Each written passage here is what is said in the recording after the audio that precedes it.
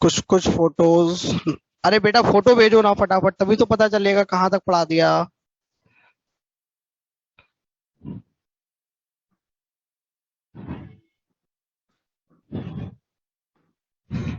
बेटा आवाज आ रही है मेरी? Can you hear me?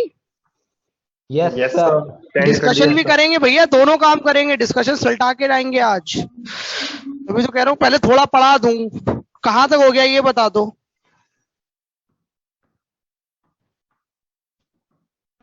Sundaram ji photo भेजे तो हैं। क्या पढ़ाया है? टी, ये वाला क्वेश्चन और ये वाला। अरे बेटा एक दो पेज और भेज दे फटाफट, एक पेज में।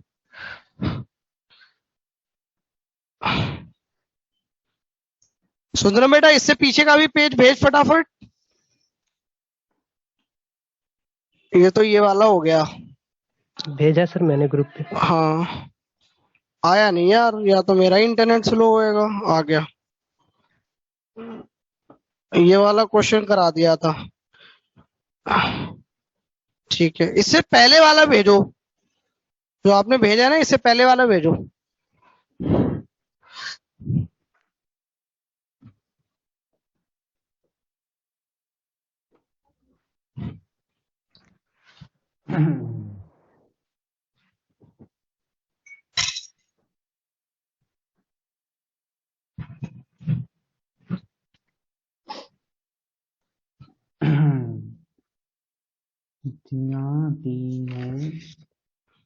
अच्छा यूनिट ऑफ के भी बता दिया, N2 ये भी हो गया। चलो बढ़िया है फिर तो ऑलमोस्ट सब कुछ तो करा दिया। हेडिंग डालो बेटा, experimental methods for the determination of rate. Experimental method for the determination of rate. Experimental methods for the determination of rate. आज बच्चे बहुत कम है, सिर्फ 42-40 बच्चे हैं। कहाँ गए बाकी? इतने ही आते क्या बच्चों आजकल? नहीं सर, वो तो बोर्ड क्लास के लिए। 50 के आसपास आते हैं, आज कम है। चलो हेडिंग डालो, experimental methods for the determination of rate. Experimental methods for the determination of rate. चलो पहला बेटा लिखो, ये फोन हटा देता हूं मैं। पहला है इनिशियल रेट मेथड। बेटा इनिशियल का मतलब क्या होता है? टी बराबर 0। शाबाश। Initial rate method. तो बेटा अगर टी बराबर 0 पे रेट देख रहे हो तो कॉन्सेंट्रेशन भी कौन सी लोगे? टी बराबर 0 या किसी टाइम टी की? टी बराबर 0 के ही लोगे, ऑब्वियस सी बात है, इनिशियल। तो मान लो आपके पास कोई रिएक्शन है, A plus B going to product, A plus B going to products, and you need to find the, क्या बेटा, आपको ऑर्डर बताना है इसका, कि इस रिएक्शन का ऑर्डर क्या है। तो आप क्या मानोगे? आर बराबर के A to the power alpha और B to the power beta. ठीक है, अब आपको एग्जामिनर ने एक टेबल दे रखी होगी। अब उस टेबल को तो अपन बाद में पढ़ेंगे, पहले अपन कुछ कॉमन सेंस की बातें करेंगे। बेटा ये बताओ, मैंने रेट और कॉन्सेंट्रेशन, रेट कौन सी ले रहे हो? इनिशियल, टी बराबर 0 की, तो कॉन्सेंट्रेशन भी कौन सी लोगे? इनिशियल। मैंने ए की इनिशियल कॉन्सेंट्रेशन डबल करी, बी की ऑब्वियस सी बात है सेम रखी, अगर चेंज कर रहे होते तो मैं बता देता बी का चेंज करा या नहीं किया। मैंने ए की कॉन्सेंट्रेशन डबल करी और रेट भी डबल हो गई, तो अल्फा कितना है बेटा बताओ? अरे बच्चों फटाफट बोलो। 1। अल्फा कितना है? 1। अगर आपने ए की कॉन्सेंट्रेशन इनिशियल डबल करी और initial rate of reaction double हो गया, तो आप क्या बोलोगे? अल्फा कितना है? 1। मैंने रेट डबल, ये ए की कॉन्सेंट्रेशन डबल करी, रेट 4 गुनी हो गई, तो अल्फा कितना है? 2। तो मैंने ए को 3 गुना करा, रेट पे कोई फर्क ही नहीं पड़ा, अल्फा कितना है? 0। ठीक है, मैंने ए को डबल करा और रेट आधी हो गई, अल्फा कितना -1। ठीक है, अरे समझ में आया क्या? Yes sir. चलो, ये तो कॉमन सेंस है यार, पढ़ाना थोड़ा ना, ये तो बच्चे भी कर लेते हैं 7th 8th के। चलो, आपको दे रखा है इनिशियल रेट, और आपको क्या दे रखा है, ए नॉट, और आपको दे रखा है B nought. A nought B nought initial concentration हैं, ठीक है। ए नॉट है 0.1 मोलार, बी नॉट है 0.2 मोलार, और आपकी initial rate of reaction I है, ये आई है, लेट्स कॉल इट 4 इंटू 10 की पावर -2, जो भी यूनिट्स के साथ आई होगी। फिर मैंने ए नॉट को 0.2 कर दिया और बी नॉट को 0.4 कर, इसको इतना ही रखा 0.2 मोलार, और मेरी रेट हो गई 8 इंटू 10 की पावर -2, ठीक है। और फिर मैंने इसको भी 0.2 किया और इसको किया 0.4, और रेट मेरी रही 8 इंटू 10 की power -2। Find alpha and beta, find alpha and beta, फटाफट बोलो बच्चों, बोलो बेटा। अब देखो यार, अपन कॉमन सेंस लगाते हैं, अपन क्या बोलेंगे, बी दोनों में सेम है, हाँ जी, और आपने एक ही कॉन्सेंट्रेशन डबल करी और रेट ऑफ रिएक्शन डबल हो गया, यानी अल्फा कितना है, अरे बच्चों बोलो 1, ठीक है। अब आप इसको देखो, एक ही कॉन्सेंट्रेशन सेम है 2 और 3 को देखो, एक ही कॉन्सेंट्रेशन सेम है 0.22, और बी की आपने क्या की बेटा, डबल करी, क्या रेट ऑफ रिएक्शन चेंज हुआ, नहीं, तो आप क्या बोलोगे, उससे कोई फर्क नहीं पड़ रहा है, तो बीटा कितना होएगा, 0। समझ में आया क्या बच्चों, क्या अल्फा बीटा आ गए? Yes sir.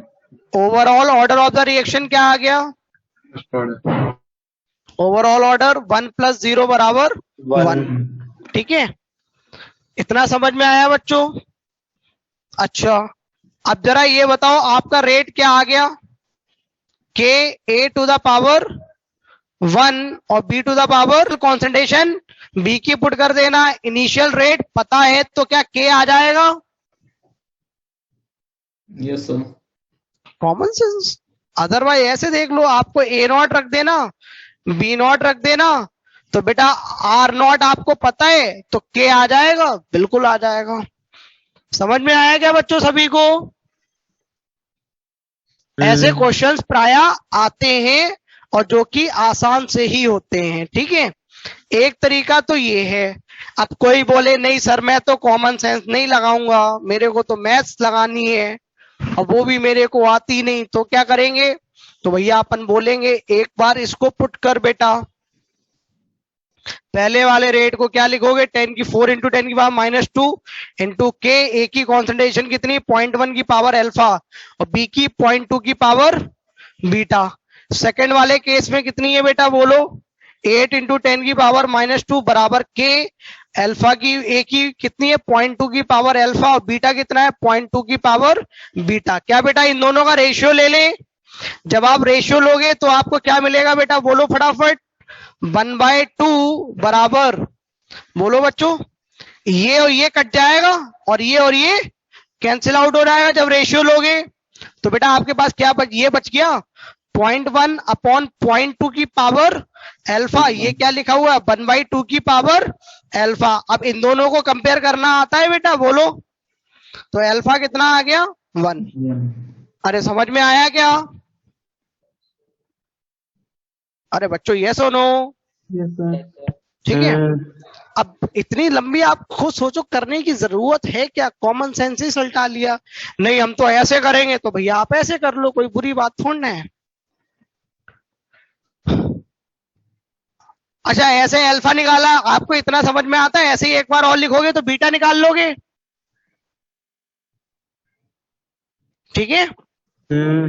सर ए का लास्ट रो में क्या लिखा है 0.2 लिखा है बेटा, ये भी 0.2 लिखा है और ये भी 0.2 लिखा है और ये 0.4 लिखा है, सर ठीक है, मेरा टाइम तो सिमिलरली इसी में ऐसे ही निकल बीट, क्या हुआ बेटा? मेरा टाइम तो इसी में निकल गया कि 1 लिखा है या 2। कोई बात नहीं, आप दिख रहा है, इतनी बुरी तो राइटिंग नहीं है यार। हाँ। चलो अगली हेडिंग डालो बेटा। बेटा इतना समझ में आता है, ऐसे ही एक बार करके बीटा निकाल लोगे। खुद से करना, बीटा खुद से निकालना, ठीक है? तो थोड़ी सी जगह छोड़ दो और इसी मेथड से बीटा निकालना है एक बार। Calculate beta on your own, calculate beta on your own. एक बार इस तरीके से भी करके देख लेना, वरना कॉमन सेंस तो है ही जिंदा। अगली हेडिंग डालो, हाफ लाइफ मेथड। अगली हेडिंग डालो भैया, half life method. Write down the next heading, half life method. Half life method. अब भैया यार फटाफट रेस्पॉन्ड कर दिया करो यार, बहुत टाइम लगता है आप लोगों को, तो समझ में ही नहीं आता है कि आवाज नहीं जा रही है, बच्चों को ही समझ में नहीं आया। हेडिंग डालो भैया, हाफ लाइफ मेथड।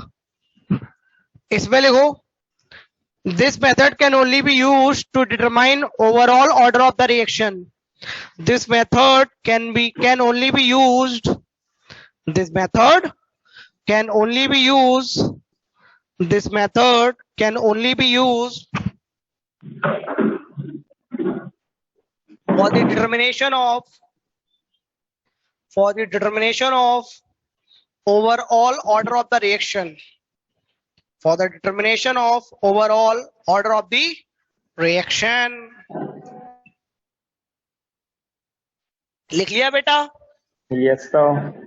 चलो बेटा ये बताओ, ऐसा कौन सा रिलेशन है जो आपने टी हाफ के लिए पढ़ा है nth ऑर्डर का? ln2/k। अबे गधेड़ो, ये वाला nth ऑर्डर का, वो फर्स्ट ऑर्डर का ln2/k, वो भी तब जब a गोइंग टू प्रोडक्ट है। ये वाला एक्सप्रेशन पढ़ा था, T half proportional to C nought की पावर 1 माइनस n। और n क्या होता है बेटा बोलो, इंडिविजुअल ऑर्डर या ओवरऑल ऑर्डर? Overall order. तो बेटा समझ में आया, हाफ लाइफ मेथड से आपको ओवरऑल ऑर्डर मिल पाएगा, ठीक है? और जबकि पिछले वाले मेथड में क्या आपको इंडिविजुअल ऑर्डर भी मिल पा रहे थे? अल्फा इंडिविजुअल ऑर्डर ही तो है, बीटा क्या इंडिविजुअल ऑर्डर, तो वहां से आप निकाल सकते थे, ठीक है? बेटा ये स्पॉटलाइट पे है, चेंज तो नहीं हो रही है ये? है स्पॉटलाइट पे है, ठीक है। चलो अब एक चीज सुनना यार, ठीक है? पहले मैं आपको मेथड समझा देता हूं, फिर उसके बाद में थोड़ी कॉमन सेंस की बातें करेंगे, ठीक है? क्योंकि कई बच्चे समझदार होंगे, उनको तो वो ऑलरेडी आता होएगा। बेटा ये बताओ, टी हाफ 1 जो होएगा वो प्रोपोर्शनल टू सी नॉट 1 की पावर 1 माइनस n, और जो टी हाफ 2 होएगा वो क्या होएगा, प्रोपोर्शनल टू सी नॉट 2 की पावर 1 माइनस n। बेटा ये सी नॉट क्या है, इनिशियल कॉन्सेंट्रेशन या किसी टाइम टी की कॉन्सेंट्रेशन? इनिशियल कॉन्सेंट्रेशन, ठीक है? तो सी नॉट क्या है, इनिशियल कॉन्सेंट्रेशन। अब बेटा इन दोनों का रेशियो लो, जब आप इन दोनों का रेशियो लोगे, इतने तो समझदार हो ही आप कि भैया प्रोपोर्शनलिटी से प्रोपोर्शनलिटी कट जाएगी, तो बेटा क्या आ जाएगा बोलो, T half 1 upon T half 2 बराबर बोलो बच्चों सी नॉट 1 अपॉन सी नॉट 2 की पावर 1 माइनस n। अरे भाई लोगों हाँ है ना? ठीक है, छाप लो इतना। अच्छा ये बताओ बेटा, इसकी यूनिट और इसकी यूनिट सेम लोगे या अलग अलग लोगे? सेम लेंगे। सेम लोगे, इतने तो समझदार हो। और इसकी भी यूनिट सेम ही लोगे, ठीक है? चलो अब मैं आपको थोड़ी, बेटा यही मेथड है, अब इसको सॉल्व करना तो आता ही है मैथ लगा के आपको, ठीक है? अब मैं थोड़ी सी कॉमन सेंस की बात करता हूं, ठीक है? बेटा ये बताओ, टी हाफ प्रोपोर्शनल टू क्या होता है? सी नॉट की पावर 1 माइनस एन। n। ठीक है, अगर जीरो ऑर्डर है, ध्यान से सुनना, जीरो ऑर्डर में एन की वैल्यू कितनी है? 0। तो बेटा T half proportional to C nought की पावर 1 आया क्या? डायरेक्टली प्रोपोर्शनल आया। यानी सी नॉट बढ़ाओगे तो टी हाफ बढ़ेगा, सी नॉट घटाओगे तो टी हाफ घटेगा। इसको डबल करोगे तो लीनियर है ना, तो ये भी डबल हो जाएगा। इसको आधा करोगे तो ये भी क्या हो जाएगा? आधा हो जाएगा। ठीक है, अच्छा बेटा, क्या इस एक्सप्रेशन में n बराबर 1 डाल सकते हैं क्या? नहीं, ln2/k ऑफिशियली तो नहीं डाल सकते, लेकिन मैंने आपको बोला था अपने मन में रखो, n बराबर 1 प्रोपोर्शनलिटी में यूज हो जाता है। बताया था नहीं बताया था? Yes sir. बताया था ना। लेकिन आपसे कोई पूछे तो आप बोलोगे n बराबर 1 नहीं डाल सकते। ठीक है, अच्छा बेटा, n बराबर 1 डालो तो प्रोपोर्शनलिटी क्या आ गई? सी नॉट की पावर 0, यानी प्रोपोर्शनल टू कॉन्सेंट्रेशन रहा या नहीं रहा? नहीं रहा। नहीं रहा। अब कोई बोले नहीं सर हम क्यों n बराबर 1 पुट करें, तो मैं उसको बोलूंगा क्या कि भैया आप फर्स्ट ऑर्डर के नोट्स खोलो, फर्स्ट ऑर्डर में एक लाइन लिखवाई है क्या कि Tx% for the first order does not depend upon initial concentration, yes और नो? यस, एक लाइन लिखवाई है ना? ठीक है, एक लाइन लिखवाई है ना बेटा? तो आपको पता है फर्स्ट ऑर्डर के लिए, first order T half does not depend upon C nought. C nought का मतलब इनिशियल कॉन्सेंट्रेशन, यानी आप इनिशियल कॉन्सेंट्रेशन चेंज करो और टी हाफ चेंज ना हो, तो बताओ बेटा वो कौन से ऑर्डर की रिएक्शन है? फर्स्ट ऑर्डर की। First order. ठीक है, अच्छा, अब आप मुझे ये बताओ, आपने कंसंट्रेशन बढ़ाई और टी हाफ हो गया कम, क्या वो second order reaction, third order reaction, fourth order reaction हो सकती है? Greater than 1 order reaction. बोलो बच्चों। Yes yes sir. क्यों? अगर n 1 से बड़ा हो गया तो ये सी नॉट क्या नीचे चला जाएगा इनवर्सली? Yes sir. तो या तो सी नॉट बढ़ेगा तो टी हाफ कम हो जाएगा। अरे इतना समझ में आया है क्या बेटा सबको? Yes sir. अगर आप n बराबर 3 भी डाल दिया या 2 डाल दिया तो आपको समझ में आता है सी नॉट की पावर -1, तो ये तो इनवर्सली प्रोपोर्शनल हो जाएगा ना। सी नॉट बढ़ाओगे तो टी हाफ कम हो जाएगा और अगर सी नॉट घटाओगे तो टी हाफ बढ़ जाएगा। तो ये बुद्धि कभी कभी हम यूज कर लेते हैं, ये मैथ्स ना सॉल्व करनी पड़े इसके लिए। और कोई बोले नहीं सर इतनी बुद्धि कौन लगाएगा, हम तो यहीं से सॉल्व कर लेंगे, तो यहां से सॉल्व कर लो, कोई तकलीफ नहीं है। ठीक है, इसको लिखना चाहो तो लिख लो, ना लिखना चाहो तो ना लिखो। फॉर ऑर्डर मैं लिख देता हूं, for order greater than equal to 1, तो बेटा क्या आ जाएगा बोलो? नहीं, ग्रेटर देन लिखो, इक्वल टू 1 पे तो इंडिपेंडेंट है। ग्रेटर देन 1 तो बोलो बेटा सी नॉट बढ़ाओगे तो टी हाफ क्या हो जाएगा बेटा बोलो? घटेगा।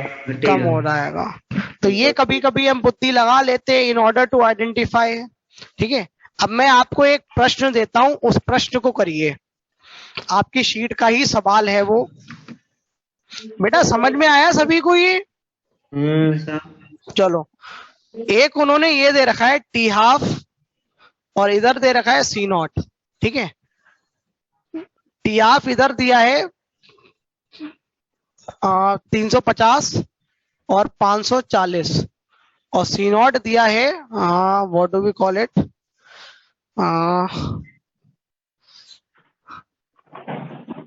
सी नॉट दिया है आपको 17 नहीं 425 और ये दिया है 275।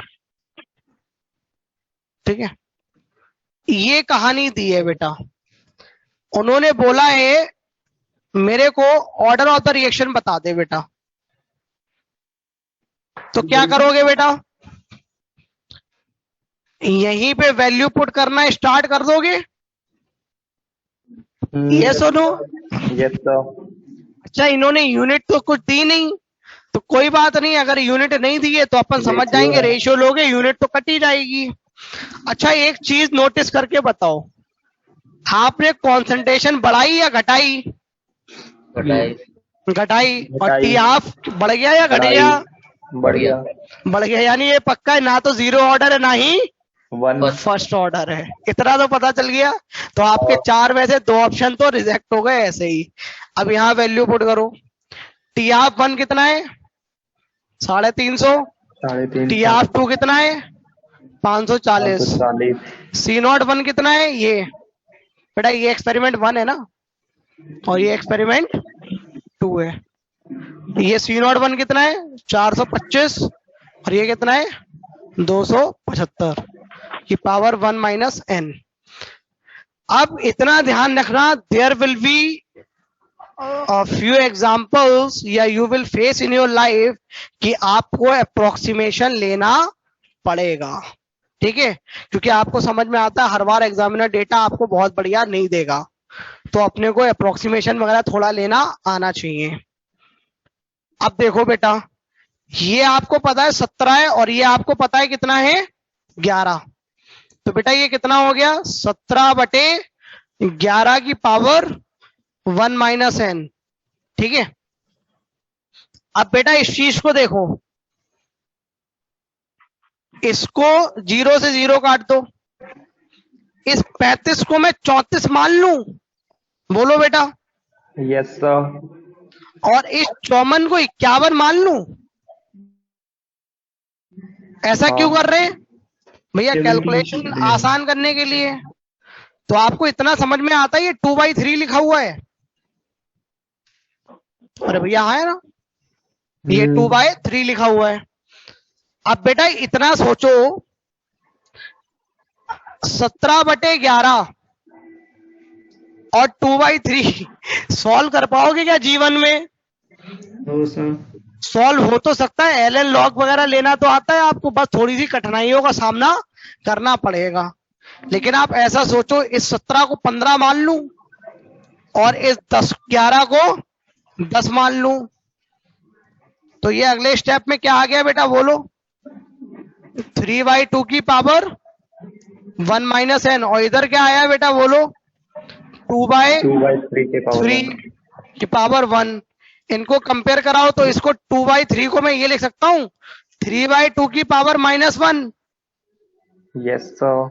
अब इसको सॉल्व कर लो, इतना तो समझ में आता है। 1 माइनस एन बराबर -1, तो एन कितना आ गया? 2। तो ये कौन से ऑर्डर की रिएक्शन है? Second order. सेकेंड ऑर्डर, ठीक है। अब यही क्वेश्चन मैंने सुबह वाले बैच में कराया था, तो वहां एक बच्चे ने कोई अप्रोक्सीमेशन नहीं लिया, उसने क्या किया, फटाफट लॉग और एल एन लेके पता नहीं क्या किया, और उसने आंसर निकाल के दे दिया n बराबर 2, जो कि सही था। उसने फटाफट लॉग का बेस चेंज करा। लॉग का बेस क्या लेते हो? 10। उसने लॉग का बेस चेंज करा के सॉल्व करा के आंसर निकाल दिया। तो अगर आपकी मैथ्स उतनी बढ़िया हो तो पूरा करके चलना, और ना हो तो ऐसे अप्रोक्सीमेशन लेना। लेकिन इतना मैं बता रहा हूं, कहीं पे लिखा हो 1/8.7 और उधर समथिंग हो, तो आपको समझ में आता है 8.7 को 9 ले क्या? क्योंकि आसान बन जाएगा ना 1/3 की पावर 2। तो ऐसे अप्रोक्सीमेशन थोड़े बहुत ले लेना, ठीक है? ये है सेकंड मेथड। थर्ड मेथड लिखो भाई, लोगों समझ में आया क्या? Yes sir. Yes sir. आसान सा है। ये प्रोपोर्शनलिटी तो आपको याद है, ये सब रिलेशन याद करने की जरूरत ही नहीं है।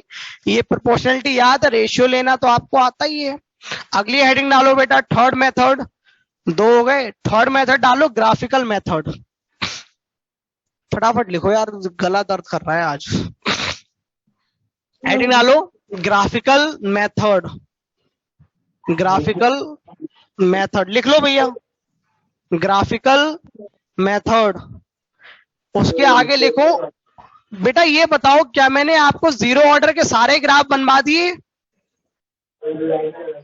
अरे बच्चों ये सुनो, सारे ही बनवाए हैं मैंने क्लास में। क्या फर्स्ट ऑर्डर के सारे ग्राफ बनवा दिए? वो भी बनवा दिए। तो आपको जीरो ऑर्डर और फर्स्ट ऑर्डर के तो सारे बनवा दिए। अब second order, third order, fourth order, fifth order कभी आ जाए तो आपको मैथ्स आती है? हाँ जी। ग्राफ बनाने आते हैं? हाँ जी। तो आप बना लोगे ग्राफ। तो इसके आगे लिखो ऑलरेडी टॉट, हेडिंग डालो ग्राफिकल मेथड, उसके आगे लिखो ऑलरेडी टॉट, पहले ही पढ़ाया जा चुका है। ग्राफ वगैरह मैंने आपको पहले ही पढ़ा दिए, कुछ और आ जाए तो आप बना लोगे। ठीक है।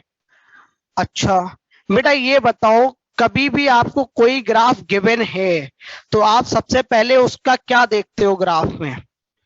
तो बोलो। आप ये देखते हो ना कि वाई एक्सिस पे कौन है और एक्स एक्सिस पे कौन है बच्चों, ये सुनो। यही तो देखते हो आप।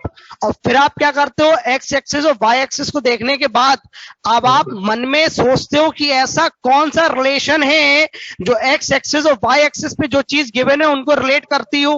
अरे भाई लोगों आया ना? Yes sir. एक क्वेश्चन करो बेटा, मैथ्स आती है ना सभी को, स्ट्रेट लाइन वगैरह आता है ना, कर्व, हाइपरबोला, रेक्टेंगुलर, ठीक है। और कुछ ना समझ में आए तो एन की वैल्यू पुट कर दो 0, क्योंकि 0 ऑर्डर तो सबको ही समझ में आता है कि लीनियर होता है। चलो, लीनियर कौन सा? कॉन्सेंट्रेशन वर्सेस टाइम कर्व, ठीक है। वो सब आपको मैंने ग्राफ लिखा रखे हैं। एक क्वेश्चन करो, दिख रहा है ये? पहले ये बताओ, दिख रहा है? ln t हाफ और इधर लिखा है बेटा ln c not. c not क्या है बेटा? Initial concentration. टी हाफ क्या है आप जानते ही हो। और इसका ग्राफ दिया है कुछ ऐसा।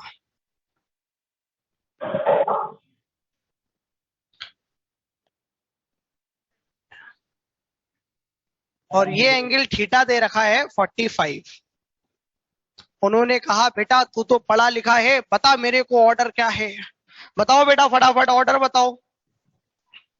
Find the order of the reaction, overall order of the reaction. बेटा इतना समझ में आना चाहिए, ऑर्डर पूछा है तो उसका मतलब बाय डिफॉल्ट क्या होता है? ओवरऑल, ठीक है। चलो बेटा, अब जैसा मैं बोलूं वैसा आप करना। पहले ये बताओ वाई एक्सिस पे क्या लिखा है? ln t half. X axis पे क्या लिखा है बेटा? ln c नॉट, ठीक है। अच्छा इतना आप जानते हो ln हुआ या log हुआ, ये तो मैथमेटिकल ऑपरेशन है, तो ln log वगैरह तो लेना आता ही है। तो ऐसा कौन सा फंक्शन है जो t हाफ और c नॉट को रिलेट करता है? तो आप बोलोगे सर अभी तो लिखवाया आपने, कौन सा? t half proportional to c nought की पावर 1 माइनस n। अब आप बोलोगे सर इतने तो समझदार हैं कि प्रोपोर्शनलिटी कांस्टेंट हटाएंगे और कुछ कांस्टेंट डालेंगे, तो उस कांस्टेंट का नाम मैं x रख दूं क्या, या k रख दूं? कुछ भी रख देता हूं यार, मेरा क्या जा रहा है। या उस कांस्टेंट का नाम c रख दे रहा हूं, लेकिन c से फिर कॉन्सेंट्रेशन समझोगे, मैं k ही रख देता हूं, ठीक है।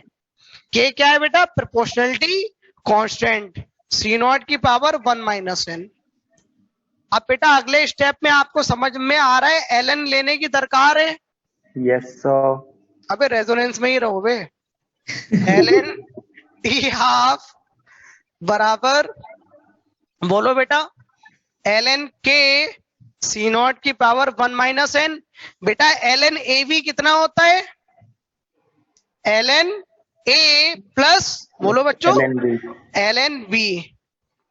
तो आपको बेटा इतना भी समझ में आता है ये c नॉट की पावर बाहर आ जाएगी, 1 minus n ln c not बराबर ln t हाफ। इतना समझ में आया क्या बच्चों? Yes sir. अब आगे तो आप लोग समझदार हो, आप क्या बोलोगे? ln t हाफ ये रहा मेरा y, ln c नॉट ये क्या है मेरा x, ये क्या है बच्चों बोलो? स्लोप। और ये क्या है बेटा? कांस्टेंट। y इंटरसेप्ट, तो बेटा y बराबर mx प्लस c बन गया है क्या? Yes, sir. आप बोलोगे स्ट्रेट लाइन की इक्वेशन आ गई। अच्छा, वहां भी स्ट्रेट लाइन दिख रहा है, इतना तो समझ में आ गया कि सही करा है। अब बेटा मैथ्स में आपने पढ़ा होएगा जो एंगल हमेशा नापते हैं वो पॉजिटिव एक्स एक्सिस से नापते हैं। Yes, sir. तो ये एंगल कितना होएगा? 135। तो बेटा स्लोप क्या होता है? tan थीटा 1 बराबर 10, बोलो बच्चों 45 या 135? 135. 135 10 135 कितना होता है? -1। अच्छा, कहीं यही तो मेरा स्लोप नहीं? और Yes, यही sir. स्लोप कितना है बेटा, बोलो? 1 minus 1 माइनस n। तो बेटा n बताओ कितना आया? 2. 2। ठीक है, दिस इज योर आंसर। छापो भैया फटाफट। समझ में आया बेटा कैसे कर रहे हैं? Yes, sir. आप y एक्सिस को देखो, x एक्सिस को देखो और उनमें रिलेशन देखो। बाकी जीरो ऑर्डर फर्स्ट ऑर्डर के तो बेटा ग्राफ है, आप सल्टा लोगे, वो तो कॉपी में बनवाई रखे हैं, ठीक है, तो वो तो आप कर ही लोगे। बाकी जीरो ऑर्डर के आए तो आप यहाँ पे n बराबर 0 डाल सकते हो। अच्छा, एक रिलेशन और बताया था, ये वाला बेटा, ये वाला रिलेशन याद है nth ऑर्डर का? 1 माइनस n बराबर c नॉट की power 1 minus n minus 1 minus n KT, यही तो होता है बेटा। क्या इसको मैं ऐसे लिख सकता हूं? c नॉट मतलब ct की पावर n माइनस 1 बराबर Yes, c not n minus 1, और इसको इधर ले आओ और इसको ऐसे लिख लो n माइनस 1 इंटू के इंटू टी। ठीक है, अब आगे कभी इनसे रिलेटेड ग्राफ पूछे जाए तो बना ही लोगे बेटा, ठीक है। चलो लिख लो भैया। तो n इसमें n बराबर 1 डाल सकते हो क्या बेटा, बोलो? नहीं, इस एक्सप्रेशन में n बराबर 1 नहीं डाल सकते बेटा। चमक रहा है क्या n बराबर 1 जहां पे लिखा है मैंने? Yes, sir. चमक रहा है। तो मैं क्या करूं, लाइट बंद करूं?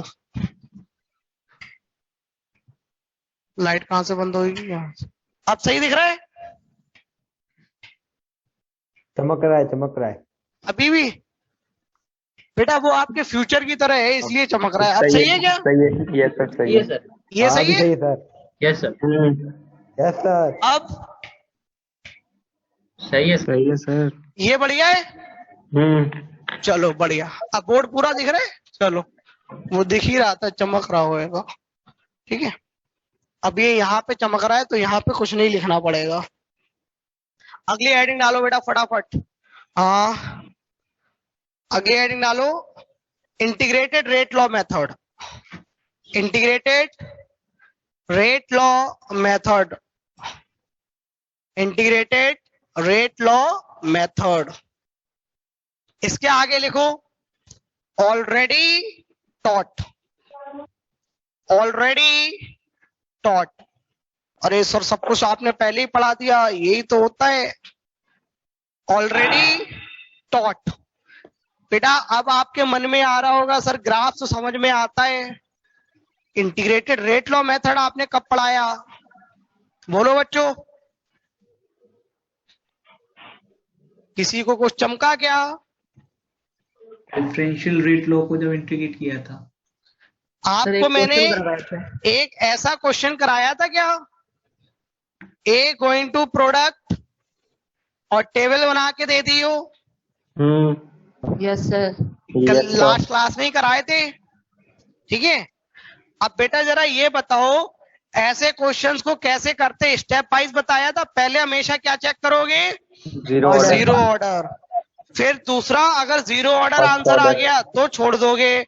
फिर फर्स्ट ऑर्डर, अगर जीरो ऑर्डर से आंसर नहीं आया तो ये तो पहले ही पढ़ा रखा है बेटा आपको। Yes, sir. तो इसके आगे लिख लो already thought and questions already done. Questions कराए थे ना जिसमें बेटा याद करो मैंने के निकलवाया था, कॉन्सेंट्रेशन एट टाइम टी निकलवाई थी, टी हाफ निकलवाया था, याद आया क्या? Yes Yes, sir. sir. हाँ, लास्ट क्लास में जो कराए थे। तो इसके आगे लिखो ऑलरेडी डन। अगली हेडिंग डालो बेटा ये फिफ्थ होगी ना शायद ये? Fourth method. अब अबे fifth फोर्थ आएगी। कहाँ से हो गई? ये फिफ्थ होगी जो अब लिखने जा रहा हूँ। हाँ, अब वाला फिफ्थ। फिफ्थ है। हाँ शाबाश। अगला है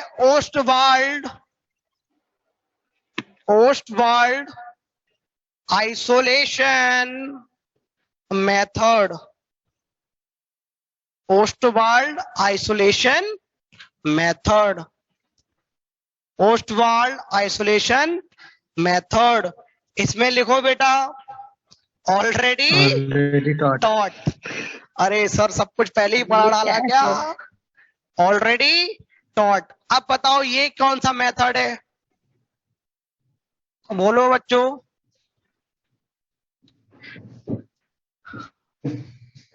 आइसोलेशन का मतलब क्या होता है अंग्रेजी में? मैं इसको बता रहा हूं, भावना इसकी समझो क्या हो सकती है कि कोई बंदा है या नहीं है, हमने उसको जिंदगी से आइसोलेट कर रखा है, हम पे कोई फर्क नहीं पड़ता। अरे हाँ ना, कुछ ऐसी फील आ रही है क्या? Yes sir. यही है इसमें। बेटा मान लो कोई एक A plus B going to product, ये वाली रिएक्शन है कोई। आपको रेट कॉन्स्ट, इसको ऊपर लिखूं यार, जरूरत पड़ेगी जगह की। A plus B going to product, ठीक है। आपको रेट दे रखी है के A to the power alpha B to the power beta, ये आपको दे रखा है। अब अपने को अल्फा पता करना है और बीटा पता करना है। कैसे करोगे? तो इस मेथड में हम क्या करते हैं, अपन तो लैब में है बेटा, एक्सपेरिमेंटल डिटर्मिनेशन है ना, क्योंकि अपने को पता है rate law is experimentally determined. तो अपन लैब में है, अपन ने क्या करा कि यार मेरे को याद आया कि लैब में बैठे हुए थे कि एमएलएन सर ने एक बात पढ़ाई थी, क्या? सूडो ऑर्डर करके कुछ होता है। हाँ, सूडो ऑर्डर में क्या होता है कि अगर मैं एक की कॉन्सेंट्रेशन बहुत ज्यादा ले लूं, किससे बेटा? अबे नालायको बोलो, किससे? दूसरे वाले से। तो अपने को समझ में आता है जो कॉन्सेंट्रेशन बहुत बड़ी है उसमें से बहुत कुछ छोटा घटाओगे तो लगभग कांस्टेंट ही बचेगा। तो अगर पहले केस में मैंने ए नॉट बहुत बड़ा ले लिया बी नॉट से, यानी इसकी इनिशियल कॉन्सेंट्रेशन बहुत बड़ी है, तो आपको समझ में आता था इसको अपन ए माइनस एक्स लिखते थे और फिर ए माइनस एक्स को क्या लिख देते थे? ए के बराबर। अरे ये क्वेश्चन कराए थे ना बेटा? Yes sir. ठीक है, तो अपन क्या बोलेंगे, ये क्या हो गई? कांस्टेंट। तो अगर ये कांस्टेंट हो गया तो इसको के साथ सल्टा दे क्या? बोलो बच्चों, यस और नो? ए को अपन ने क्या किया, क्योंकि ए बहुत बड़ी है ना, तो विद रेस्पेक्ट टू टाइम वो तो कांस्टेंट हो गई। और फिर अपन ने क्या करा, इधर अलग से लिखा B to the power beta. और बेटा इसका नया नाम क्या दे देते थे? बोलो, के डैश। और के डैश क्या है, कांस्टेंट या वेरिएबल? कांस्टेंट। अब B to the power beta बराबर रेट, ठीक है, सूडो, ठीक है। इसका के डैश का नाम क्या है बेटा? बोलो, सूडो रेट कांस्टेंट। अब बेटा ये बताओ, क्या रेट अब केवल बी के ऊपर डिपेंड कर रहा है क्या? Yes sir. बी की कॉन्सेंट्रेशन मैंने डबल करी, रेट डबल हो गई, बीटा कितना है? 1। अरे ये तो अभी सिखाया था ना, बी को मैंने डबल करा और कॉन्सेंट्रेशन पे कोई फर्क नहीं पड़ा, जीरो। मैंने बी को 3 गुना करा, रेट हो गई 27 गुना, बीटा 3। मैंने बी को डबल करा और रेट हो गई आधी, -1। तो अब आपको बीटा निकालना आता है क्या? Yes sir. Now calculate beta. Now calculate beta.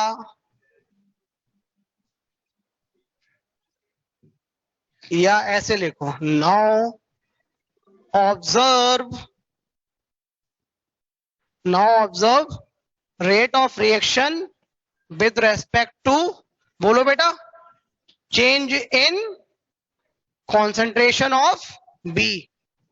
अरे भाई लोगों हाँ या ना? आप बी को चेंज कराओ और रेट ऑफ रिएक्शन देखते रहो। आप बी को चेंज करा रहे हो, रेट ऑफ रिएक्शन पे फर्क नहीं पड़ रहा है, तो आप बोलोगे बीटा 0 है।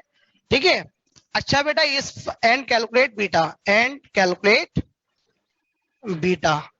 तो भाई लोगों इस तरीके से तो केवल बीटा आया ना, अल्फा कैसे निकालोगे ये बताओ? बीटा को बड़ा मान। तो अब आप बोलोगे सर हम तो पढ़े लिखे हैं, इस बार क्या करेंगे, बी को ज्यादा ले लेंगे। अरे भाई लोगों आया ना?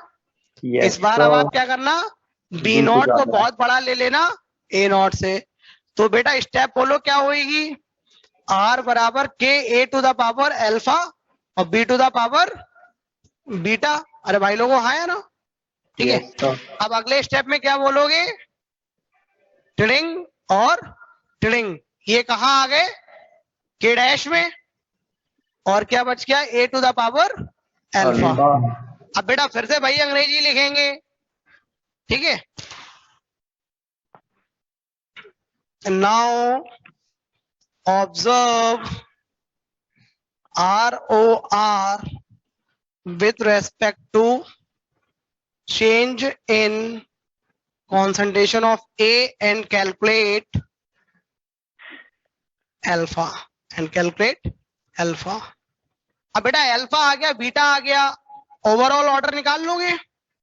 ठीक है, चलो this is all with respect to today's class.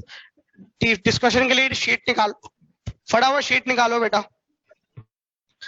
Group 17-18 sheet निकालो। एक्सरसाइज 2 दी थी ना बेटा? कल भी क्लास है क्या अपनी बेटा? साइड में बेटा। नो सर, अब सैटरडे को क्लास है। सैटरडे को है सर। एक मिनट रुको बच्चों।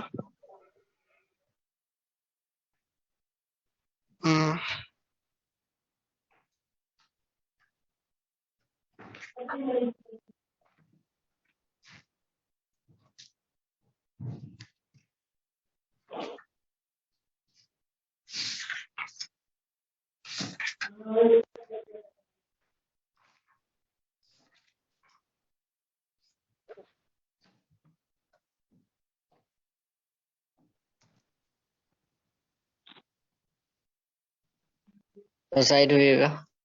एक्सरसाइज बुक खोलो बेटा। क्या बोल, साइड, अच्छा साइड प्लीज लिख लो। शीट खोलो।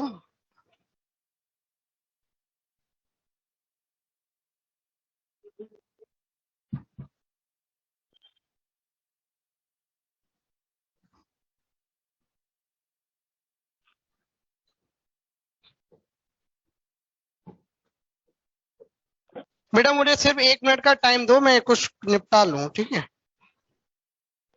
Okay sir.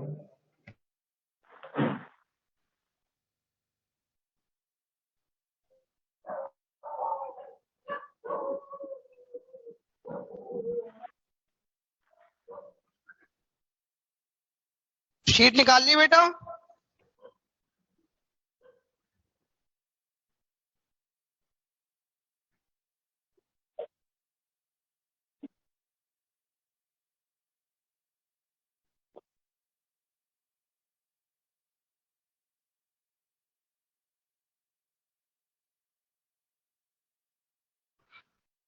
चलो शीट यार मेरे को फोन में ही खोलनी पड़ेगी।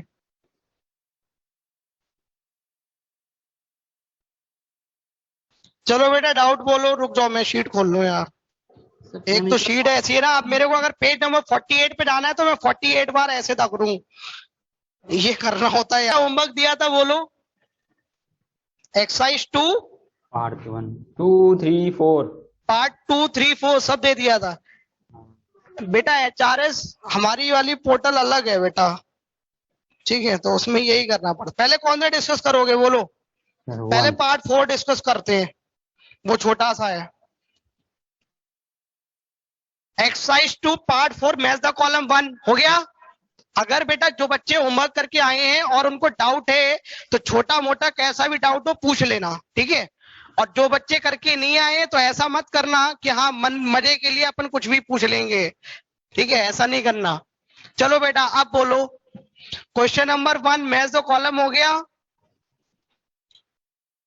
हाँ, अरे भैया हाँ ना भी तो बोलना है, हो गया नहीं हो गया? मैच द कॉलम 1 हो गया? 1 का डी, 1 का सी। बेटा देखो, दोनों रिएक्शंस मैंने सी और डी आपको कॉपी में लिखवाई हैं, और मैं एक बार आपको फिर से याद दिला देता हूं। NH3 प्लस Cl2, ये रिएक्शन मैंने आपको ग्रुप 15-16 में लिखवाई है। आपको बोला था कि एक बार इनमें 2 केस बनते हैं, एक बार Cl2 को एक्सेस में लो, और जो रिएक्शन क्लोरीन की है वही रिएक्शन ब्रोमीन की भी है, ठीक है। अब डिस्कशन करेंगे क्या सिर्फ? हाँ बेटा, आप डिस्कशन ही होगा, ठीक है, आगे नहीं पढ़ाएंगे। और एक बार आप अमोनिया को एक्सेस में ले लो। तो बेटा आपको मैंने बताया था, इसको करने का तरीका क्या था? NH3 प्लस Cl2, तो अपने को पता है NH3 में है नाइट्रोजन यहाँ पे, तो Cl2 ऑक्सीडाइज कर देगी तो क्या बन जाएगा? N2, और खुद को क्या कर लेगी बेटा? रिड्यूस, तो क्या बन जाएगा? HCl। अब आपको मैंने बताया था कि अगर अमोनिया एक्सेस में है, अगर आपने अमोनिया एक्सेस में ले रखी है तो आपको समझ में आता है अमोनिया बच गया होएगा। तो जो HCl बना है ये है एसिड, और अमोनिया बच गया है ये है बेस। तो भैया क्या एसिड बेस रिएक्शन होगी? अबे बच्चों बोलो यस और नो। तो आपको Yes, क्या मिल sir. जाएगा? N2 प्लस NH4Cl, ठीक है। अगर आपने Cl2 एक्सेस में ली है तो आपको समझ में आता है Cl2 HCl के साथ तो कुछ करेगा नहीं, किसके साथ करेगा? N2 के साथ। तो बेटा क्या बना देगा? NCl3 प्लस, और HCl तो HCl की फॉर्म में ही छूट गया, ठीक है। याद करो बेटा, मैंने दोनों रिएक्शन आपको लिखवाई है, एक्सप्लोसिव भी ठीक है। होता था। अगली रिएक्शन देखो आयोडीन के साथ, वो मैंने आपको क्लास में लिखवाई थी ग्रुप 17 में, और मैंने बोला था इसका कोई लॉजिक नहीं है, उसको रट लेना। क्या रिएक्शन होती थी बेटा बोलो? Ni3 डॉट NH3, नाइट्रोजन -3 से +3 में पहुंचा तो आयोडीन का रिडक्शन हुआ होएगा प्लस HI, और फिर मैंने बोला था इट एक्सप्लोड्स ऑन हैमरिंग, याद आया क्या? इसको हथौड़ा मारो तो ये विस्फोट हो जाता है, एक्सप्लोड्स ऑन हैमरिंग। और आगे क्या मिलता है? N2 I2 और NH4I। और आपको मैंने ये भी बोला था कि NCl3 NBr3 कैसे होते? एक्सप्लोसिव होते। ये ग्रुप 15 के नोट्स में आपको ऑलरेडी लिखा रखा है, ठीक है। चलो भैया अब दोनों हो गए। मैच द कॉलम 2 पे आओ। ये भी सारी रिएक्शन मैच द कॉलम 2 की नोट्स में लिखा रखी है। जो ऑक्जेलिक एसिड वाली है उसमें बनता है ClO2, ठीक है। और जो HgOCl2 है उसमें क्या बनता है बेटा बोलो? Cl2O, ठीक है। ये प्रिपरेशन में लिखा रखी है, ठीक है। चलो मैच द कॉलम 2 हो गया बच्चों। मैच द कॉलम 3 पे आओ।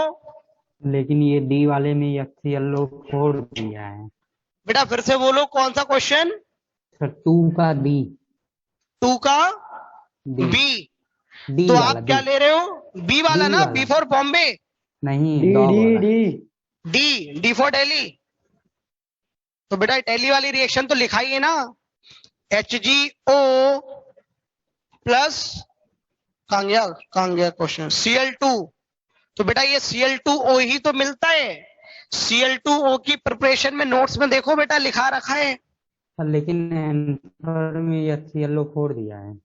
क्या चीज? आंसर में HCl छोड़ दिया ना ना ना ना ना, गलत देख रहे हो आप। इसका आंसर है डी R। वाले का R, यस सर, सही दिया हुआ है। RCl2। बेटा आपने गलत देख लिया होगा आंसर। अरे ऐसे ही सोच लो यार, हाइड्रोजन तो है ही नहीं ना रिएक्शन में, हाइड्रोजन कहाँ से आ जाएगा? खुद ही सोचो ना यार। ओके। HClO4 के लिए हाइड्रोजन ये वाला तो नहीं उठा लिया, ये मर्क्यूरी है। आप खुद ही सोचो ना, HClO4 कहाँ से बन सकता है? हाइड्रोजन तो आई नहीं, ठीक है। आपने गलत आंसर देख लिया बेटा। क्वेश्चन मैचिंग 3 हो गई क्या? अरे भाई लोगों हाँ या ना फटाफट बोला करो यार। मैचिंग 3 हो गई। कॉम्प्रिहेंशन 1,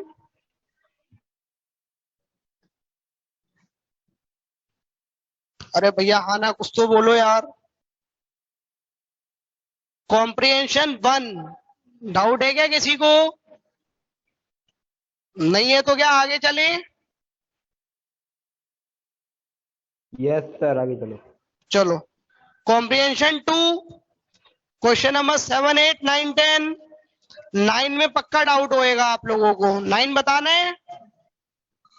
सुन लो बेटा, आपको मैंने बताया था सूडो हैलाइड्स क्या होते हैं। They generally behave as weak acid के एनायन। तो बेटा ये बताओ वीक एसिड का एनायन कौन है? F minus, Cl minus, Br minus और I माइनस। बताओ। F माइनस, क्योंकि ये तीनों कहां से आए हैं? HCl, HBr और HI। ये कैसे हैं? स्ट्रॉन्ग एसिड्स हैं। तो सूडो हैलाइड्स कैसे बिहेव करते हैं? NaF की तरह, क्योंकि NaF में कैसा है? F माइनस है। ठीक है, तो 9th का ऑप्शन क्या हो जाएगा? C हो जाएगा। कॉम्प्रिहेंशन 2 में कोई doubt? Any other doubt in comprehension 2? Comprehension 3 हो गया क्या? 11, 12, 13। क्वेश्चन नंबर 14, 15, 16 हो गए क्या? 11 बताना है। 11 क्या है? Xenon form the large number of compounds only with oxygen and fluorine. और ऐसा क्यों होता है ये बता दीजिए। बेटा एक चीज बताओ, जिनॉन अगर ऑक्सीजन और फ्लोरीन के साथ कंपाउंड बनाता है तो बेटा पॉजिटिव OH में बनाता है। और अगर OH पॉजिटिव है तो इसके कोई इलेक्ट्रॉन लेके गया होएगा, और कोई इलेक्ट्रॉन ले जा रहा है तो उस प्रोसेस को क्या बोलते हैं? आयोनाइजेशन। आयोनाइजेशन। तो बेटा इसके ऊपर पॉजिटिव लाना है तो ये फटाफट आयनाइज हो जाए, यही तो हम चाहते हैं। तो आपको पता है नीचे आने पे ग्रुप 18 में आयनाइजेशन एनर्जी घटती है, तो ये इसको आयनाइज होने में कोई ज्यादा दिक्कत नहीं है। दूसरा सुनो, पहला ऑप्शन दे रखा है कि fluorine and oxygen have high electronegativity. Obvious सी बात है, अगर इसके ऊपर पॉजिटिव चार्ज लाना है तो हाईली इलेक्ट्रोनेगेटिव एटम ही तो लगाना पड़ेगा। तो फ्लोरीन और ऑक्सीजन हाईली इलेक्ट्रोनेगेटिव हैवी, तो पहला ऑप्शन सही हो गया। दूसरा क्या बोल रहे हैं? जिनॉन की एनर्जी, आयनाइजेशन एनर्जी ज्यादा है। गलत, आयनाइजेशन एनर्जी तो कम है। तो ए ऑप्शन सही, बी ऑप्शन गलत। सी क्या दे रखा है? Ionization energy low. सही बात है, as compared to other noble gases, ऊपर वालों के कंपैरिजन में नीचे की आयनाइजेशन एनर्जी कम है। इसीलिए बेटा जरा देखो, क्रिप्टन और जिनॉन के अलावा और कोई कंपाउंड बनाता है क्या? नहीं। और क्रिप्टन का कौन सा? KrF2। ठीक है, हाँ। उसके बाद में फ्लोरीन की बॉन्ड डिसोसिएशन एनर्जी कम है। सही बात है बेटा, क्योंकि अगर कोई चीज रिएक्ट कर रही है तो अपने बॉन्ड तो तोड़ेगी ना बेटा, हाँ है ना? ठीक है, फ्लोरीन को अगर रिएक्ट करना है तो अपने बॉन्ड तोड़ेगी, तो इसकी बॉन्ड एनर्जी भी क्या कम होती है बेटा? बताओ। तो आपको याद आया क्या? ऑर्डर काला बंदर फिर इंडिया। तो ये ऑप्शन सही है। फ्लोरीन की इलेक्ट्रोनेगेटिविटी ज्यादा भी है और बॉन्ड एनर्जी कम भी है, तो फटाफट बॉन्ड टूट जाएगा। तो आंसर डी वाला भी सही है। तो स्टेटमेंट कौन सा सही है? 1, 3 और 4। तो ऑप्शन कौन सा आ जाएगा? बी आ जाएगा बेटा, बी। आगे बोलो। अरे भैया फटाफट बोलो यार। 13, 14, 15, 16 कोई डाउट? 17, 18, 19। वैसे ये आसान से भी हैं। अरे हो गए क्या? चलो अब बेटा आओ एक्सरसाइज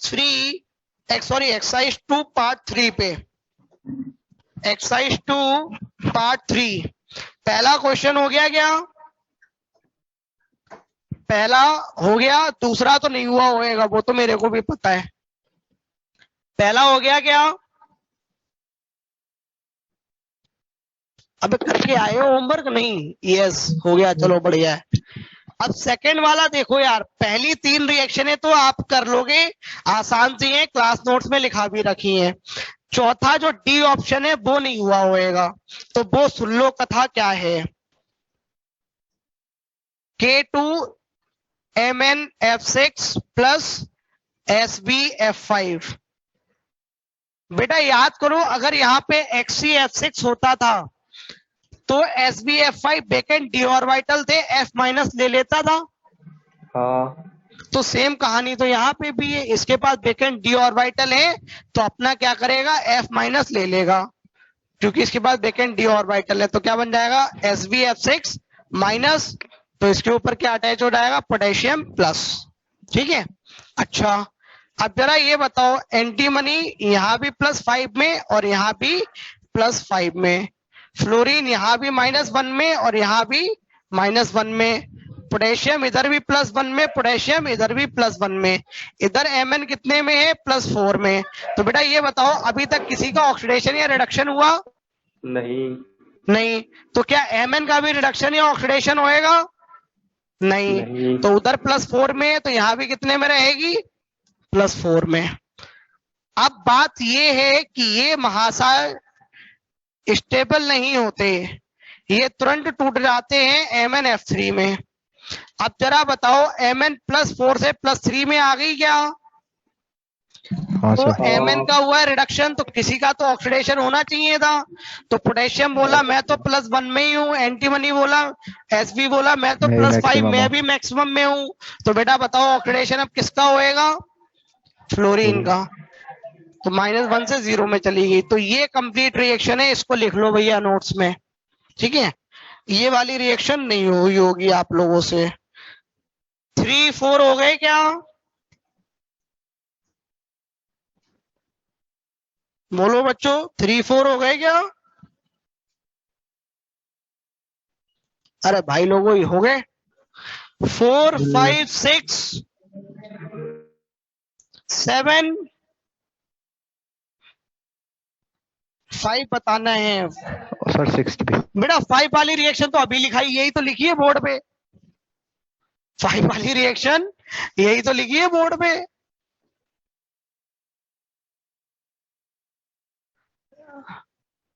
फाइव में उन्होंने अमोनिया एक्सेस में लिया है ना, यही तो रिएक्शन है। डायटोमिक गैस कौन सी है, N2, इसका बॉन्ड ऑर्डर कितना होता है, 3, खत्म, यही तो है।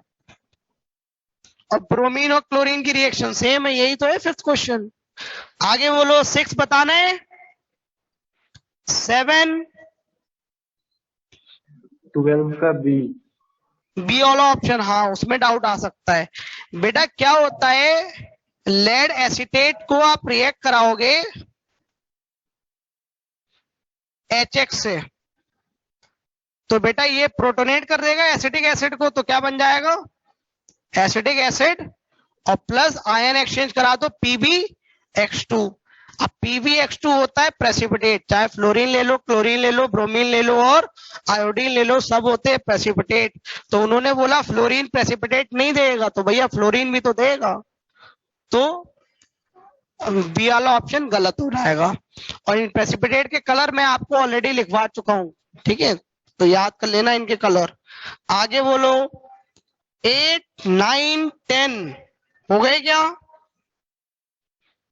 8, 9, 10, अरे बोलो बच्चों, 8, 9, 10, 11, 12, 13, 12 का सर बी, कौन सा बेटा, 11 का सी एक आया है, और 12 का बी, 11 का सी और 12 का बी। चलो दोनों बताता हूं, मैं लिख लेता हूं, 11 का सी और 12 का बी। वैसे ये सारी चीजें तो क्लास में करा रखे, तो प्राय डाउट्स कम ही आएंगे आप लोगों को। पहले मैं 11 का सी लेता हूं, 11 का C, which of the following interhalogen compound is not possible या इज पॉसिबल, वो देख लेते हैं।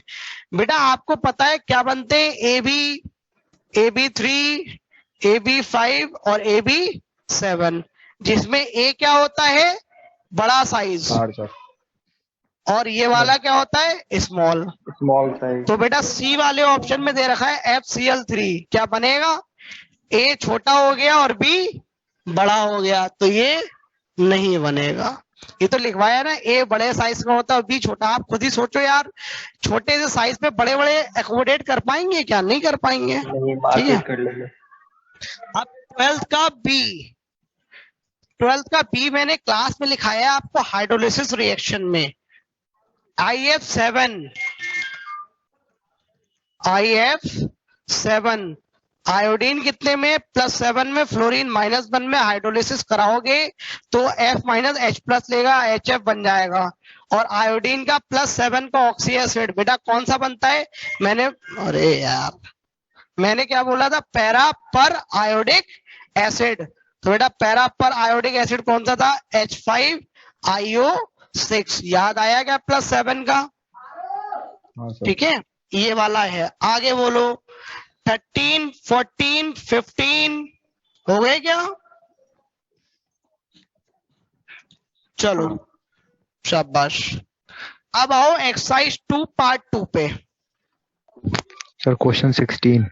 क्वेश्चन 16 क्या है बेटा? 16 तो मेरी शीट में है ही नहीं, 15 तक ही है। पार्ट 2 का सर, पार्ट 2 का कह रहा हूँ, पार्ट 2 का 16। तो पार्ट 2 पे आ रहे हैं, ठंड रखो। एक्सरसाइज 2 पार्ट 1, 16 से पहले 1 2 3 कर ले, वहां तक आते हैं। 1 2 3 हो गए क्या? 3 नहीं हुआ होगा बेटा, लेकिन आपको मैंने पहले भी बता रखा है। जरा ये बताओ एक्वा रिजिया क्या होता है? कॉन्क HCl और HNO3। किस रेशियो में लेते हैं बेटा? बोलो 3:1 में। ये तबाही मचाते हैं, क्या देते हैं? NOCl H2O और नेसेंट क्लोरीन। अब ये जो नेसेंट क्लोरीन है ना, यही तबाही मचाती है। गोल्ड के साथ ले लोगे तो क्या हो जाएगा? खुद को रिड्यूस करेगी और गोल्ड को ऑक्सीडाइज कर देगी। कहा? +3 में। और प्लेटिनम लोगे तो क्या बन जाएगा? प्लेटिनम को ऑक्सीडाइज कर देगी और खुद को रिड्यूस कर लेगी। याद आए क्या? ठीक है, तो ये प्रोडक्ट कौन सा बनाया है? NOCl। बेटा मैंने बोला भी था आपको, रिएक्शन भी लिखवाई थी। NOCl वाले ग्रुप पे भी 2 बार फोटो डाला था, इसमें खूब सारी रिएक्शन बोर्ड पे एक साथ लिखी हुई हैं। क्लास में भी करवाया था। यहाँ NOCl में नाइट्रोजन कितने में? +3। यहाँ कितने में? +5। तो इन दोनों का डिफरेंस कितना है? 2। खत्म। आगे बोलो बेटा 4 में लिख लो बेटा, कौन कौन से आंसर्स आएंगे? लिख लो 4 में।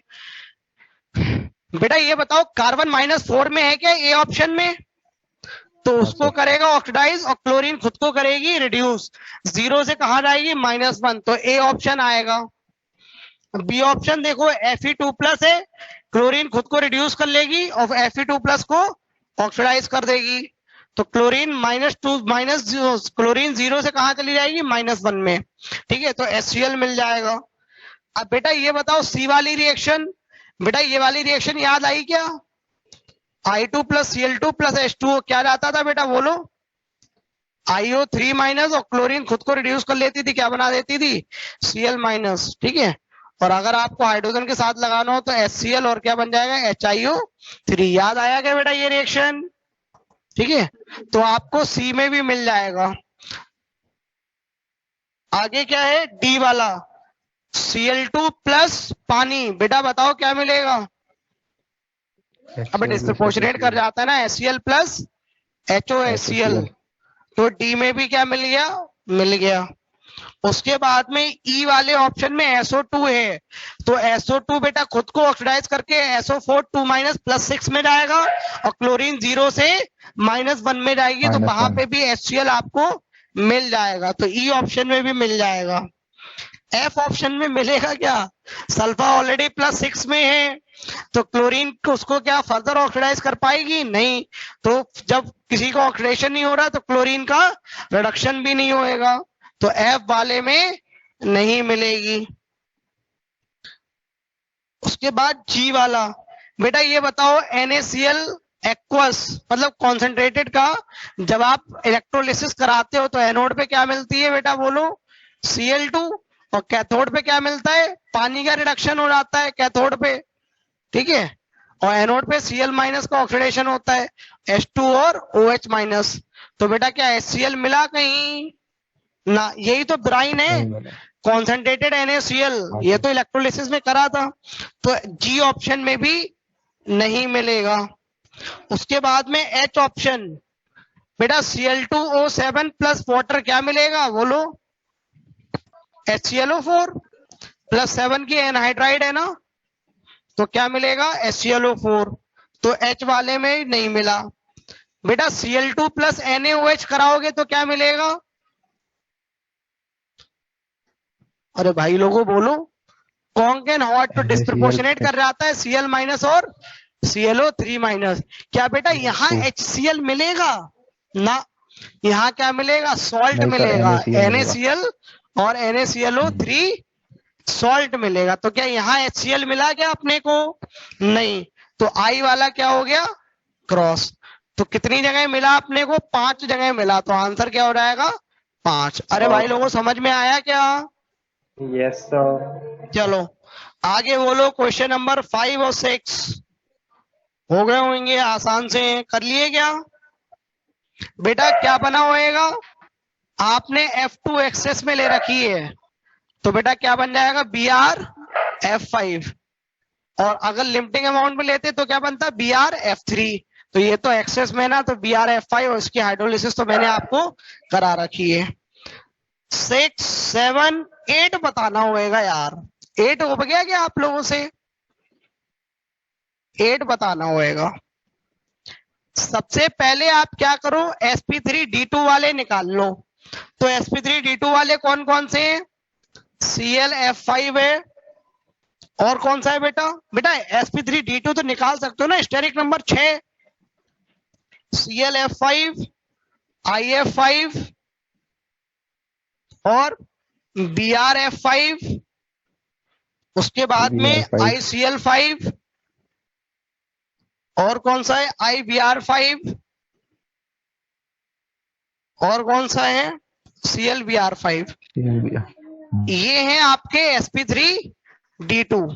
अब इन्होंने पूछा है कौन कौन से रूम टेम्परेचर पे एग्जिस्ट कर रहे हैं, तो बेटा जिनमें टर्मिनल एटम फ्लोरीन है ना, वो रूम टेम्परेचर पे एग्जिस्ट करते हैं।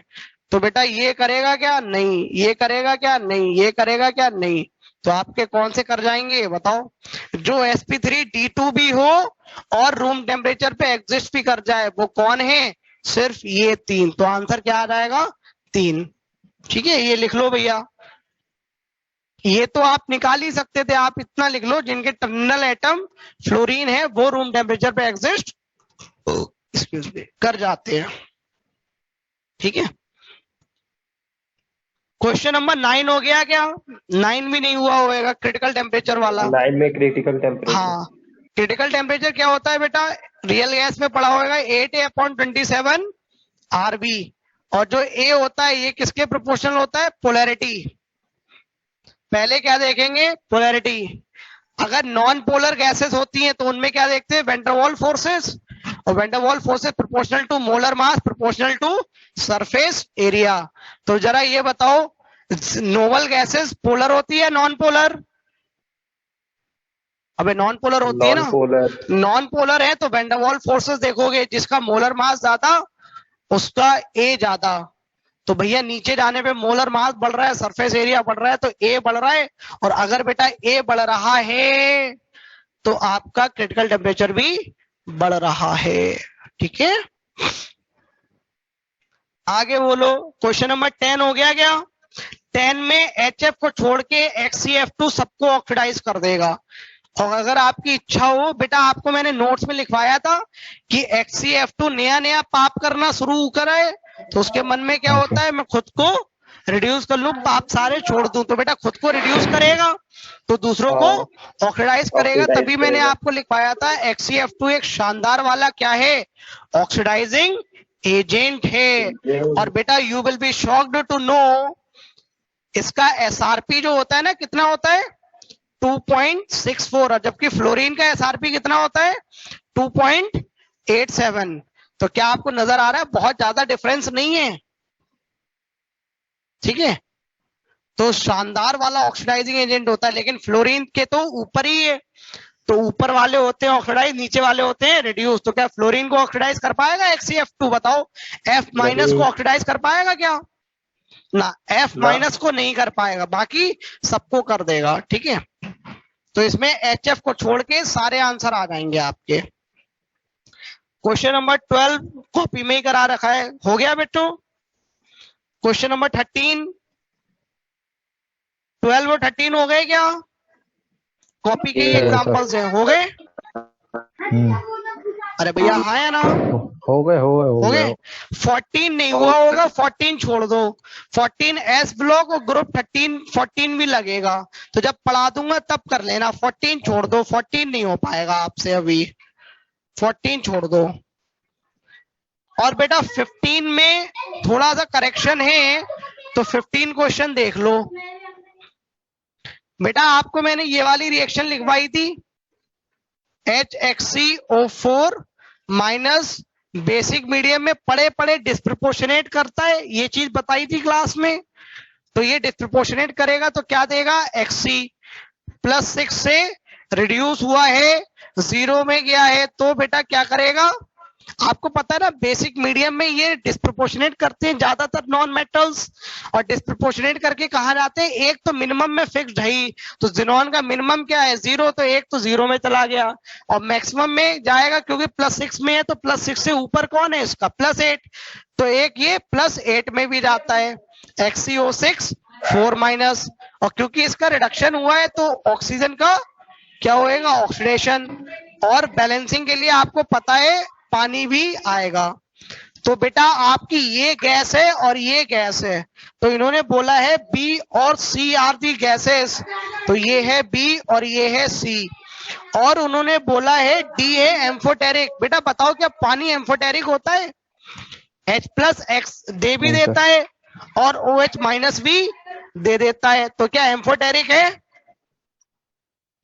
तो आपका पानी क्या हो गया? D। और ये महाराज जी कौन है? A। This is your A। इसके आगे उन्होंने जो भी कुछ पूछा है मेंशन नहीं कर रखा है कि इसके आगे करना क्या है, तो उसके आगे वाला क्वेश्चन आप काट दीजिए, आप केवल ABCD लिख लो कि ABCD आपके कौन है। ठीक है, चलो क्वेश्चन नंबर 16 बताना है क्या बच्चों? कोई पूछ रहा था 16, कोई पूछ रहा था ना बेटा? 16 आसान है, बताओ कैसे? उसमें एक शब्द पढ़ो, व्हाइट सॉलिड लिखा हुआ है क्या? बोलो बच्चों, व्हाइट सॉलिड कौन होता है?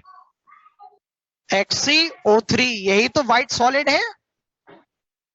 अब ऐसा कौन सा जिनॉन का फ्लोराइड है? जिनॉन के फ्लोराइड 3 ही तो है, XeF2 मतलब न्यूट्रल वाले, XeF2, XeF4 और XeF6। इनमें से कौन है जिसको हाइड्रोलाइज करें तो XeO3 मिलता है? तो आप बोलोगे सर या तो XeF4 या फिर XeF6। अब उसमें एक शब्द और लिखा है कंप्लीट हाइड्रोलिसिस। तो बेटा ये बताओ कंप्लीट हाइड्रोलिसिस अपन ने कहां पे चर्चा करी है? XeF6 में या XeF4 में? F6 में। तो कंप्लीट हाइड्रोलिसिस, क्योंकि पहला है पानी दोगे तो क्या बन जाएगा? XeOF4। दूसरा पानी दोगे तो XeO2F2। बताया था ना, 2 ऑक्साइड लग जाएंगे और हर एक ऑक्साइड के लिए 2 फ्लोरीन हटते हैं, और फिर से पानी दोगे तो XeO3, फिर से 2 फ्लोरीन हट जाएंगे। तो अपने को क्या समझ में आता है भैया कि कंप्लीट हाइड्रोलिसिस तो XeF6 के बारे में चर्चा होती है, तो XeF6 ही क्या है? आपका रिक्वायर्ड है, और XeO3 व्हाइट सॉलिड होता है। तो अपने को XeO3 से हिंट मिला और अपने को कंप्लीट हाइड्रोलिसिस से मिला। ठीक है, और आगे उन्होंने दे रखा है गिव्स 2 फ्लोराइड।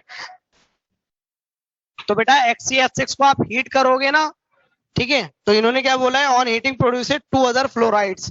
तो ये कौन देता है बेटा? XeF2 देता है और XeF4 देता है। अब बेटा इतना समझ में आता है, जिन्होंने यहाँ +6 में, यहाँ +2 में और यहाँ +4 में, तो इनका रिडक्शन हुआ, तो भैया किसी का तो ऑक्सीडेशन होएगा, तो कौन निकलेगा? बोलो F2। अरे समझ में आया क्या? दिस इज योर कहानी, ठीक है। आप तो कंप्लीट हाइड्रोलिसिस से ही हिंट समझ जाओ यार, ठीक है। और बाकी XeO3 वाइट सॉलिड ये वाला है। इसी के साथ अपना ये समाप्त। होमवर्क आज का मैं ग्रुप पे डाल दूंगा। That will be all with respect to today's exercise, मतलब today's class. That will be all. Thank you gentleman. Stay healthy, stay happy. कोई चेंजेस होंगे क्लासरूम में, मतलब रिगार्डिंग क्लासेस, तो मैं आपके ग्रुप पे अपडेट कर दूंगा, ठीक है।